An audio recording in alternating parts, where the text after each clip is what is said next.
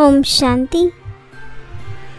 ನೀವು ಎಂದಿಗೂ ವಿಘ್ನರೂಪವಾಗಬಾರದು. ಆಂತರ್ಯದಲ್ಲಿ ಯಾವುದೇ ಕೊರತೆಗಳಿದ್ದರೆ ಅದನ್ನು ತೆಗೆದುಬಿಡಿ. ಇದು ಸತ್ಯವಜ್ರವಾಗುವ ಸಮಯವಾಗಿದೆ. ಅಪವಿತ್ರತೆಯ ಮಾತಿನ ನ್ಯೂನ್ಯತೆ ಒಂದು ತಕ್ಷಣ ಆತ್ಮನ ಬೆಲೆ ಕಡಿಮೆಯಾಗಲು ಪ್ರಾರಂಭವಾಗುತ್ತದೆ. ಆತ್ಮವು ಪವಿತ್ರವಾಗಿರುತ್ತದೆ, ಆಗ ಅದರ ಸ್ಥಾನ ಬಹಳ ಶ್ರೇಷ್ಠವಾಗಿರುತ್ತದೆ. ತಂದೆಯು ನಿಮ್ಮನ್ನು ತನ್ನ ಸಮಾನ ವಜ್ರವನ್ನಾಗಿ ಮಾಡಲು ಬಂದಿದ್ದಾರೆ. ಪವಿತ್ರ ಮಕ್ಕಳಿಗೆ ಒಬ್ಬ ತಂದೆಯ ನೆನಪು ಸತಾಯಿಸುತ್ತದೆ. ಎಂದೂ ಯಾರಿಗೂ ದುಃಖವನ್ನು ಕೊಡುವುದಿಲ್ಲ. ಬಹಳ ಮಧುರರಾಗಿರುತ್ತಾರೆ. ತಂದೆಯು ಸಂತಾನನಾಗಿದ್ದೇನೆ. ಕೆಲವರಲ್ಲಿ ನ್ಯೂನ್ಯತೆ ಪವಿತ್ರತೆ ಯೋಗದಲ್ಲಿ ಅವಶ್ಯವಾಗಿ ಇದೆ. ದೇಹಾಭಿಮಾನದಲ್ಲಿ ಬರುವುದರಿಂದಲೇ ನ್ಯೂನ್ಯತೆ ಇರುತ್ತದೆ. ಕೆಲವರಲ್ಲಿ ಹೆಚ್ಚು, ಕೆಲವರಲ್ಲಿ ಕಡಿಮೆ ನ್ಯೂನ್ಯತೆಗಳಿರುತ್ತದೆ. ಮುತ್ತು, ಮಾಣಿಕ್ಯ, ಮುಖರಾಜ ಮುಂತಾದವುಗಳೆಲ್ಲವೂ ನಮಸ್ತೆಗೆ ಯೋಗ್ಯವಾಗಿದೆ. ಪ್ರತಿಯೊಬ್ಬರೂ ನಾನು ಎಂತಹ ವಜ್ರವಾಗಿದ್ದೇನೆಂದು ತಮ್ಮ ಮನಸ್ಸಿನಿಂದ ತಿಳಿದುಕೊಳ್ಳುತ್ತಾರೆ. ಇಡೀ ದಿನದಲ್ಲಿ ನಾವು ಏನು ಮಾಡಿದ್ದೇವೆಂದು ನೋಡಿಕೊಳ್ಳಿ. ತಂದೆಯನ್ನು ಎಷ್ಟು ನೆನಪು ಮಾಡಿದೆವು? ಗೃಹಸ್ಥ ವ್ಯವಹಾರದಲ್ಲಿದ್ದು ತಂದೆಯನ್ನು ನೆನಪು ಮಾಡಬೇಕು. ವೃತ್ತಿ ಬೇರೆ ಕಡೆ ಅಲೆದಾಡುವುದಿಲ್ಲವೇ? ಮಾಯ ವಿಘ್ನವು ಖುಷಿಯಲ್ಲಿ ಬರಲು ಬಿಡುವುದಿಲ್ಲ. ಪ್ರತಿಯೊಬ್ಬರಿಗೂ ಮೂರನೆಯ ನೇತ್ರವು ಸಿಕ್ಕಿದೆ. ಆದ್ದರಿಂದ ತಮ್ಮನ್ನು ನಾವು ಪರಿಶೀಲನೆ ಮಾಡಿಕೊಳ್ಳಬೇಕು. ಯಾರಿಗೂ ದುಃಖ ಕೊಡುವುದಿಲ್ಲವೋ ಅಂತಹ ಮಕ್ಕಳನ್ನು ಮುಚ್ಚಿಡಲು ಸಾಧ್ಯವಿಲ್ಲ. ತಂದೆಯ ಹೃದಯವನ್ನು ಗೆಲ್ಲುವುದು ಸಿಂಹಾಸನವನ್ನು ಪಡೆಯುವುದಾಗಿದೆ. ಯಾವಾಗ ಸಮಯ ಸಮೀಪಕ್ಕೆ ಬರುತ್ತದೆಯೋ ಆಗ ಮಕ್ಕಳಿಗೆ ನಾವು ಎಷ್ಟು ಉತ್ತೀರ್ಣರಾಗಿದ್ದೇವೆಂದು ತಕ್ಷಣ ತಿಳಿದು ಬಿಡುತ್ತದೆ.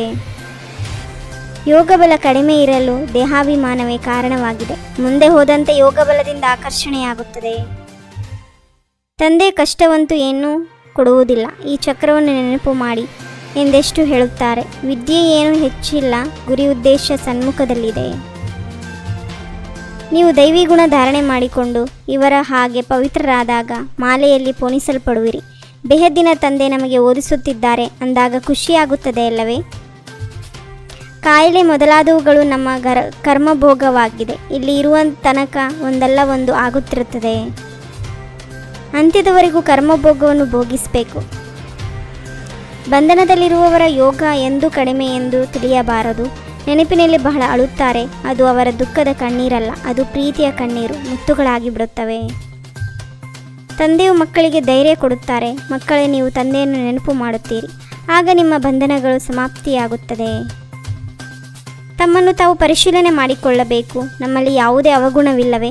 ನಮ್ಮ ನೆನಪು ತಂದೆಯವರೆಗೆ ಎಷ್ಟು ತಲುಪುತ್ತದೆ? ನಮ್ಮ ಸ್ವಭಾವ ದೈವಿ ಸ್ವಭಾವವಾಗಿದೆಯೇ? ತಂದೆಗೆ ಆಕರ್ಷಣೆಯಾಗುವಷ್ಟು ನಾವು ಪ್ರಿಯರಾಗಬೇಕು. ಎಲ್ಲರಿಗೂ ಸುಖ ಕೊಡಬೇಕು. ಪ್ರೀತಿಯಿಂದ ತಂದೆಯನ್ನು ನೆನಪು ಮಾಡಬೇಕು.